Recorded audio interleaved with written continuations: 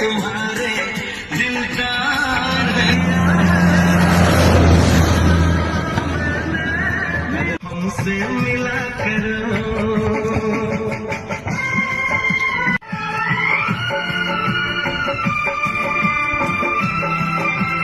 লঙ্কা পেঁয়াজ ছাড়া টক বেশি দেওয়া